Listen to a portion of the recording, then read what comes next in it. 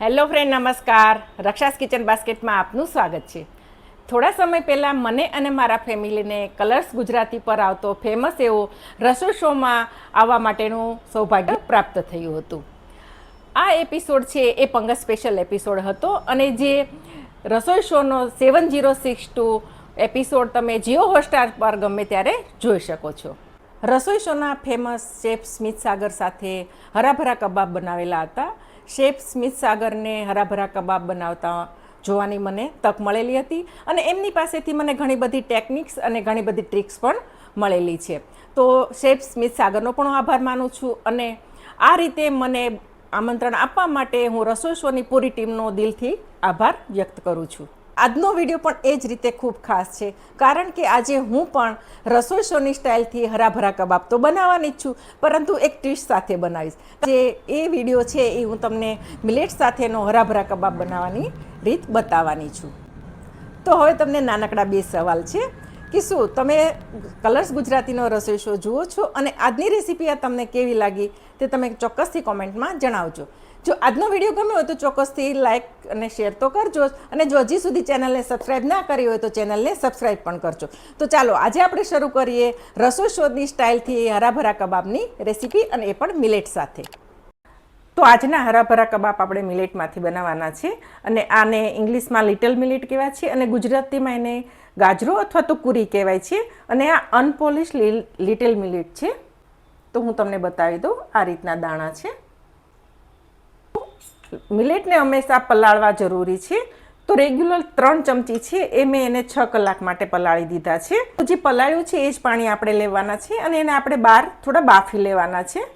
તો આ છે અડધી વાટકી થઈ છે, તો આપણે 1 વાટકી અને ઉપર થોડું એટલે મેં 1/4 વાટકી જ પાણી મૂક્યું છે આમાં પલાળવા માટે. આપણે પલાળેલું પાણી જ વાપરશું અને આપણે એને બાફવા મૂકી દેવાના છે અને થોડું સ્વાદ પ્રમાણે મીઠું. તો ગેસની ફ્લેમ ધીમી રાખશું અને આપણે ધીમી ફ્લેમ ઉપર 5 મિનિટ રાખશું. 5 મિનિટ ઢાંકીને પછી આપણે એને બરાબર રીતે ચેડવી લેવાના છે.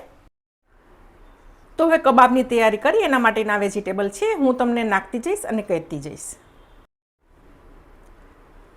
તો મિલેટ્સ બાફીને તૈયાર કરી લીધા છે. તમે જુઓ તો આ રીતના છૂટા આ રીતના છે. એક પેન મૂકી દીધું છે, એમાં 1 નાની ચમચી ઘી મૂકશું અને ઘીને થવા દઈશું. ગેસની ફ્લેમ ધીમી કરશું. 2 કળી લસણ, 1 લીલું મરચું, અડધા ઇંચ આદુનો ટુકડો, 1 નાનો ટુકડો ગાજર, 6 ફણસી. બધું રફલી ચોપ કરવાનું છે કારણ કે આપણે આને પીસી લેવાનું છે. 5 મરી અને 1 એલચી. હવે મેઇન ઇન્ગ્રીડિયન્ટ્સ છે કબાબ ચીની. મને પણ ખબર નહોતી, પરંતુ શેફ સ્મિત સાગરે મને કહ્યું કે તમે કબાબ બનાવો એમાં આ મેઇન ઇન્ગ્રીડિયન્ટ્સ છે અને ઓનલાઈન અવેલેબલ થઈ જાય છે. તમને બતાવું તો એ મરી જેવો જ હોય છે, પરંતુ આનો ટેસ્ટ છે એ થોડો અલગ પડે છે અને આ એકદમ ફ્લેવરફુલ હોય છે. તો 5 થી 6 આપણે એ નાખી દઈએ. આ મને બિલકુલ ખબર નહોતી. જો તમને ખબર હોય તો ચોક્કસથી કોમેન્ટમાં મને જણાવજો. 2 ઇન્ગ્રીડિયન્ટ્સ એવા છે કે મને શેફે કહ્યું કે આમાં પડે છે. બીજું છે આપણે નાખશું વટાણા, 1 મુઠ્ઠી જેટલા છે, 1 અડધું કેપ્સિકમ છે. આમાં શેફે પોતે ફ્લાવર ખમણીને નાખ્યું હતું, પરંતુ સિઝન નથી એટલે અત્યારે અવેલેબલ નથી એટલે મેં નથી નાખ્યું. એના બદલે મેં કેપ્સિકમ નાખ્યું છે. ફુદીનો છે, મેઇન ફુદીનો પણ છે, નાની કટોરી ધાણાભાજી અને એકદમ ગ્રીન કલર આવશે અને પણ લાગશે પણ સરસ એટલે આપ છે. પાલકના પાન છે અને 1 મોટો કટોરો છે. હવે બધું આપણે હલાવી અને આપણે એને થોડું સોફ્ટ થાય ત્યાં સુધી આપણે એને ચેડવી લેવાનું છે અને એની સાથે આપણે 3 સૂકા મરચાં નાખીએ છીએ. તીખાશ તમે ખાતા હોય એ પ્રમાણે પણ તમે એડ કરી શકો છો. તો બધું બરાબર મિક્સ કરી લઈએ. બધું સરસ મિક્સ થઈ ગયું છે અને હજી એક ઇન્ગ્રીડિયન્ટ્સ છે, આ દગડ ફૂલ છે. મને પણ નહોતી ખબર કે કબાબમાં આ વસ્તુ પડે છે, તો દગડ ફૂલ છે એ પણ મેઇન છે.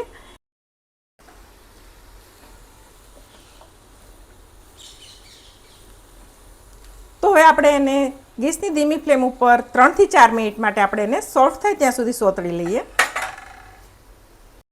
તો 5 મિનિટ જેવું થયું છે અને બધા વેજીટેબલ સોફ્ટ થઈ ગયા છે. ગેસની ફ્લેમ બંધ કરશું અને એને ઠંડુ થવા દઈશું. તો વેજીટેબલ બધા ઠંડા થઈ ગયા છે. તો આપણે એને મિક્સર જારમાં લઈ અને આપણે એને પીસી લેવાનું છે. તો મસાલો પીસીને રેડી થઈ ગયો છે. એ બાકીના ઇન્ગ્રેડિયન્ટ્સ એડ કરી દઈએ. હવે એમાં આપણે લિટલ મિલેટ એડ કરશું. જે બાયફા છે એ એડ કરી દઈશું. હવે પનીર અને બાફેલું બટેટું છે. 5 ક્યુબ પનીર છે અને એક નાનું બટેટું છે, બાફેલું છે. ઠંડુ થઈ ગયું પછી મેં એને ચીઝ ખમણીથી બંનેને ખમણી લીધું છે. તો આપણે એ એડ કરી દઈએ.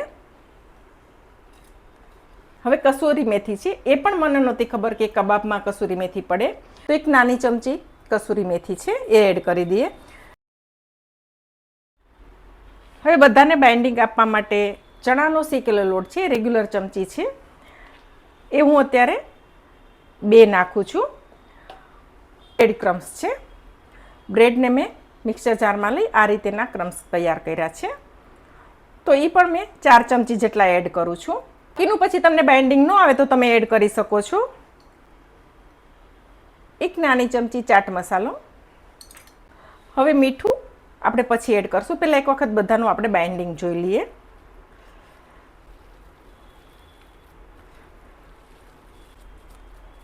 તો બાઇન્ડિંગ આવી ગયું છે, છતાં આપણે 1 ચમચી ચણાનો લોટ એડ કરશું. 1 ચમચી. હવે બધા પ્રોપર મસાલા તૈયાર થઈ ગયા છે. લાસ્ટમાં આપણે મીઠું એડ કરશું. નાખ્યું જ નથી એટલે એ રીતે આપણે નાખવાનું છે ટેસ્ટ મુજબ. 1 નાની ચમચી હું એડ કરું છું. આમચૂર પાવડર 1 નાની ચમચી.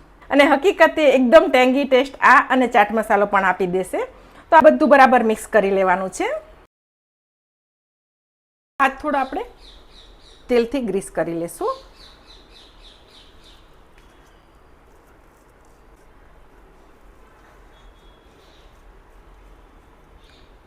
રોટલીના ગુંડલા જેટલું આપણે લીધું છે.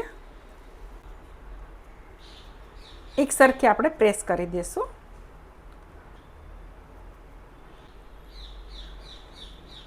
આ સાઈડની કબાબ છે એ ડેકોરેશનમાં કાજુ વગર અધૂરા છે. તો આપણે કાજુ આ રીતે આપણે બાકીની બધી બનાવીને તૈયાર કરી લઈએ. તો ટોટલ 8 લિટલ મિલેટ હરાભરા કબાબ આપણે અત્યારે વાળીને તૈયાર કર્યા છે. હવે આપણે એને સેલો ફ્રાય કરી લઈશું. તો તેલ મૂકી દીધું છે અને તેલ થઈ ગયું છે. ગેસની ફ્લેમ મીડિયમ કરી લઈશું અને મેં પોળા પેનમાં જેને આપણે સેલો ફ્રાય કરશું. અને આપણે આ રીતે ઉપર આપણે તેલથી એને આ રીતે લગાવતા જશું. તો હમણાં આપણે 1 મિનિટ માટે આપણે એને હલાવશું નહીં. તો 1 મિનિટ જેવું થઈ ગયું છે ને આપણે એને ટર્ન કરી લઈશું.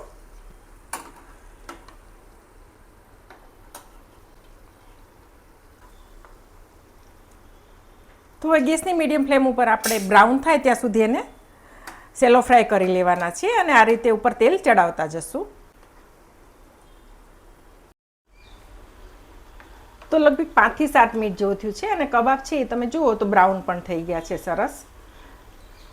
તો હવે આપણે લઈ લઈશું અને બાકીના બધા આપણે આ રીતે જ ઉતારી લેવાના છે. એકદમ સરસ ક્રન્ચી તૈયાર થશે. તો બાકીના બધા આપણે આ રીતે ઉતારી લઈએ. તો લિટલ મિલેટના હરાભરા કબાબ બનીને તૈયાર છે. જો રેસીપી ગમે તો ચોક્કસથી વિડીયો લાઈક અને શેર કરજો.